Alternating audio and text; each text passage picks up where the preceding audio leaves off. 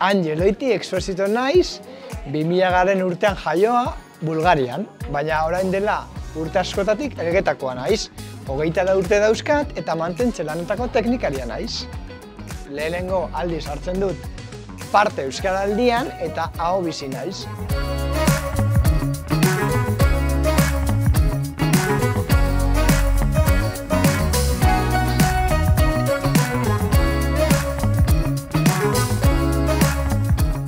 Euskaraldian da lehenengo aldiz aurkezten naizena, aho bizi.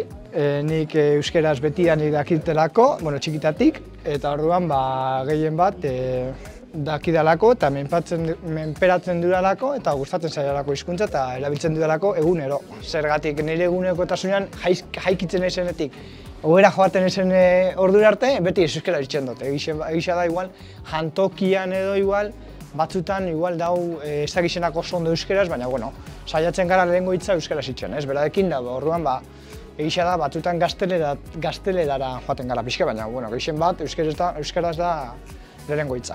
Jendeak ez dakizenak euskeraz, orantxe dauka, oportunitatea aukera ikasteko, lehenengo hitza beti izaten da gaztelerara hartzen dugu, orduan horrexegatik nahi duguna da Elgetan euskara hori aurreratzea, sustatzea eta gehien bat gehienak euskaraz hitz egitea eta hori hunkigarria da, ez? Ni etorri nintzenean Bulgariatik, lehengo hitzak euskaraz izan ziren, zergatik baserrian bizi ginean, 10 urtetatik euskaraz hitz egin dugu, aitonarekin, amonarekin eta baita gurasoekin. Orduan, nahiz eta nahi ez, euskaraz hitz egin izan behar dut eta orduan joera hori izan dut beti euskaraz egiteko, ez?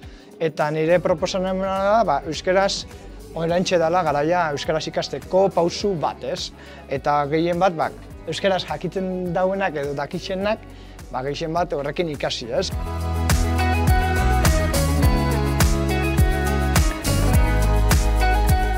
Egia da, lehenengo hitza Elgetan beti izan dela euskaraz, ez? Baina egia da, gaur egungo umeak eta semenak, hor mugikorrean dabizenak eta egia da, eta hemengoak bai, eta kanpotarrak ere, askotan dela lehenengo hitza, gaztelera da, ez? Eta hori da nik botatzen duten falta. Ze beti izan da gure artean, 25 urtera noa, baina egia da, nik 2-4 urteetan aukeanean, lehenengo hitza beti izan dela euskeraz, ez dela gaur egungo bezala. Lehenengo hitza gazteleraz. Egia da, zukitzen bozu euskeraz berba, edo mantentzen bozu euskeraz, egia da batzuk badakizenak, esaten daudela, edo hitz egiten dutzu euskeraz. Baina bestela, egizien bat nik entzuten duten moduan, edo askotan entzuten duten bezala da, gazteleraz lehenengo hitza. Euskaraldi honek daukan importantena rola dela, dakizenak hitz egitea. Lehenengo pausua dela, hitza beti euskaraz itxia.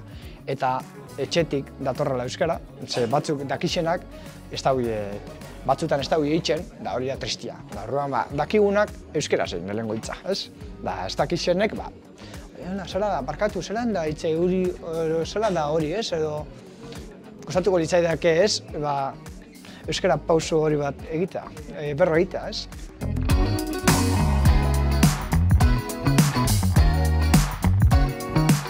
Kanpotar itxura daukon jentiai, ondikan aurre iritzi batzuk daude. Ez asko, baina batzuk badare. Orduan inbia da, ikusten duen kanpotar jentia ere bai, lehenengo hitza beti euskaraz egin. Zergatik ez hemen gaude, Euskal Herrian gaude ez? Orduan lehenengo hitza beti izan bidala euskaraz. Ze, egisa da, batzutan kanpotarrek geixo dokixe euskaraz, hemengoa baino. Hori ere esan inbia da. Baina, nik uste dut, dano daukagula lan bat egiteko, hor danok gizartia moduan ja nabiliz egiten, eta orduan ja hor